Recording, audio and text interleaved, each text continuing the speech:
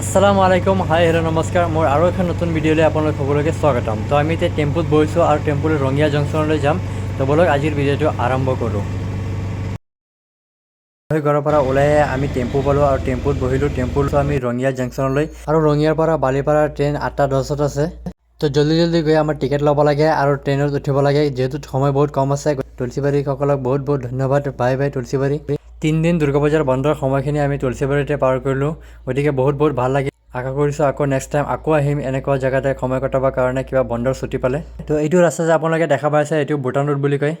তো আমি ভূটান ফালে নাযাওঁ, আমি যাম ৰঙিয়া জংচনলৈ, কাৰণ বালিপাৰা যাব লাগে।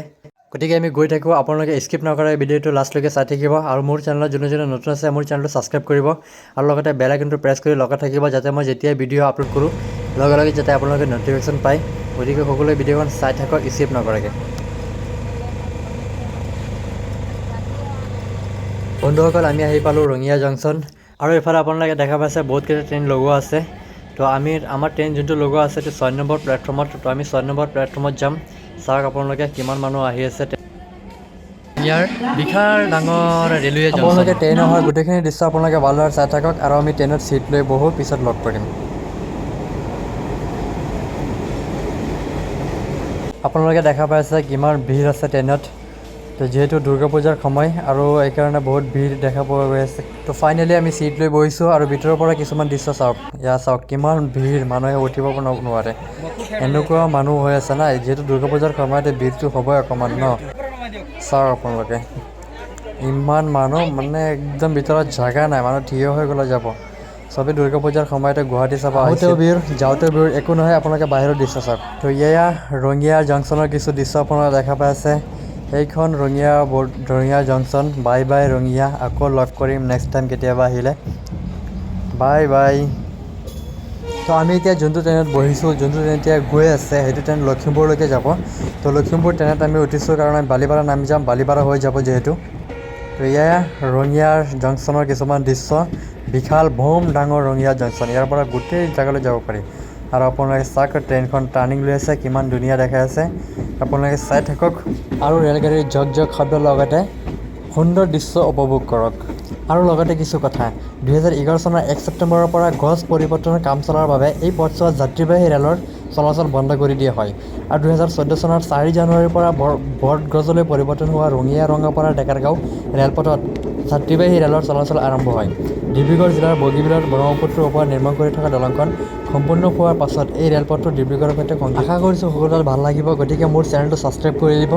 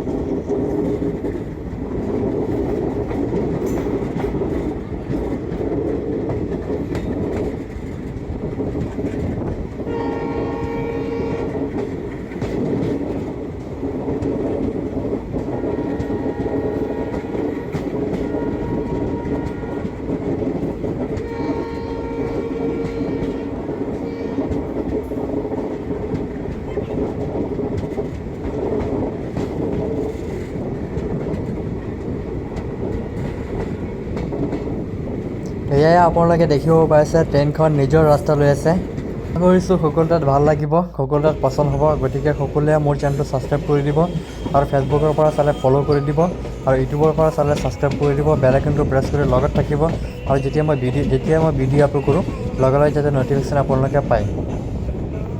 হয়, এটা কথা ক'ব লাগিব যে ভাৰতৰ অসম ৰাজ্যৰ কামৰূপ জিলাৰ অন্তৰ্গত এখন নগৰ। ই ৰঙিয়া মহকুমা সদৰ তথা উত্তৰ পূব সীমান্ত ৰেলৱে ডিভিজনৰ হেডকোৱাৰ্টাৰ। নগৰখনৰ মাত্ৰ 3 কিলোমিটাৰ দূৰত আছে ভাৰতীয় স্থলসেনাৰ ৰেলৱেৰ ডিভিজন। গুৱাহাটীৰ পৰা নগৰখনলৈ দূৰত্ব 52 কিলোমিটাৰ। ৰঙিয়া এটা গুৰুত্বপূৰ্ণ ৰেল জংচন, আৰু এই ৰেল জংচন কেন্দ্ৰ কৰি নগৰখন গঢ়ি উঠিছে। ইয়াৰ মাজেৰে 31 নম্বৰ ৰাষ্ট্ৰীয় ঘাইপথ পাৰ হৈ গৈছে। নগৰখনৰ পৰা আন এটা প্ৰধান ঘাইপথ হৈছে ভাৰত ভূটান সীমান্ত দৰংগলৈ। এই পথটো ভূটানৰ চামদ্ৰুপ জংখাৰ নগৰখন সংযোগ কৰিছে। ৰঙিয়া এটা গুৰুত্বপূৰ্ণ ৰেল জংচন। এই জংচনৰ পৰা দিল্লী, মুম্বাই, কলকাতা, চেন্নাই, বেংগালুৰু আদি ভাৰতৰ প্ৰায় আটাইবোৰ প্ৰধান মহানগৰৰ সৈতে পোনপটীয়া ৰেল সংযোগ আছে। ৰঙিয়াৰ পৰা আন এটা মিটাৰগঞ্জ শাখা ৰেলপথ মুৰ্কংচেলাকলৈ ৰেলগাড়ীৰ পৰা বাহিৰৰ কিছুমান সেউজীয়া দৃশ্য আপোনালোকে উপভোগ কৰক।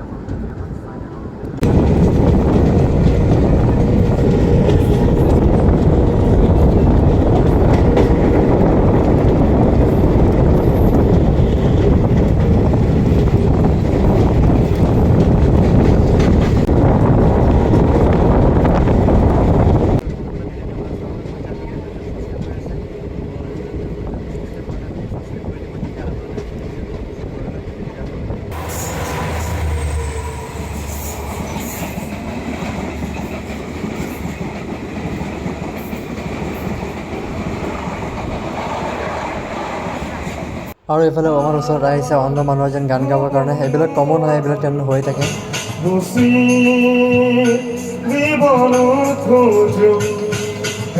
বেলেগেতো প্ৰেছ কৰি লগত থাকিব যাতে মই যেতিয়া ভিডিঅ' আপলোড কৰোঁ লগে লগে নটিফিকেশ্যন। আৰু এয়া আমাৰ শোণিতপুৰ জিলাৰ অন্তৰ্গত মিছামাৰীত এই আৰ্মি কেম্পৰ বাউণ্ডেৰী।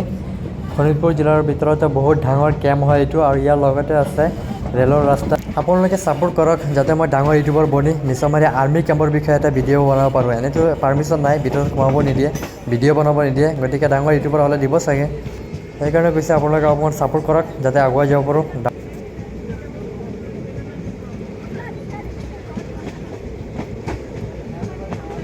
সেই বন্ধুসকল, আমি আহি পালোঁ ৰঙাপাৰা নৰ্থ জংচন।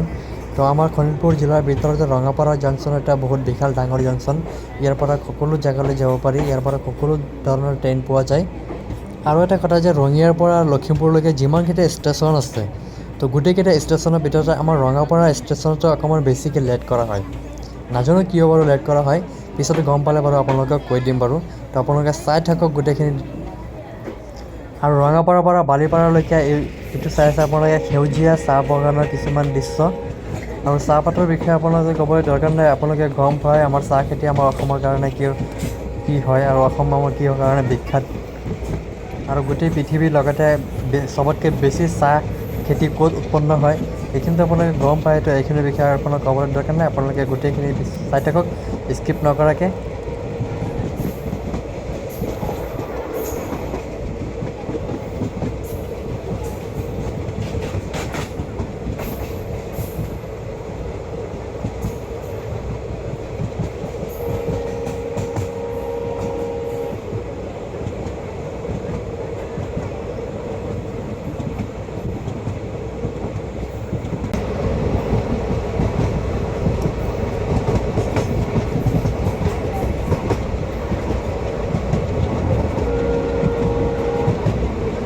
তো গাইজ ফাইনেলি আমি বালিপাৰা নামিলোঁ। চবকেইটা ষ্টেচনতে এনেকুৱা ভিৰ দেখা গৈছে আজি। চাওক আপোনাৰ দেখিব পাৰিছে কিমান ভিৰ, মানুহে ট্ৰেইনৰ পৰা নামি আছে, ট্ৰেইনত জাগা নাই তথাপি মানুহে লটকি মাৰি যাবলৈ গৈ আছে। তো আমি এইটো গেট পাৰ হ'ম, পাৰ হৈ সেইটো চাইডতে আমি টেম্পুত উঠিম। তো ইয়াৰ টেম্পুত উঠিলোঁ আৰু টেম্পুত আমি গৈ আছোঁ। তো আজিৰ ভিডিঅ'টো ইয়ালৈকে থাকিব। আকৌ লগ কৰি মই আৰু এটা নতুন ভিডিঅ' আপোনালোকে চাই থাকিব গোটেইখিনি। আৰু ইয়াৰ কিছু বালিপাৰা টাউনৰ কিছুমান দৃশ্য আপোনালোকে চাই আছে। গতিকে আজিৰ ভিডিঅ'ত ইমানতে সামৰিলোঁ। আকৌ লগ কৰি মই আৰু এটা নতুন ভিডিঅ'তে সকলোকে বহুত বহুত ধন্যবাদ। গতিকে এনেদৰে সকলোৱে ছাপোৰ্ট কৰিব, কাৰণ একটা ভিডিঅ' বনাওঁতে বহুত কষ্ট হয়, তথাপিও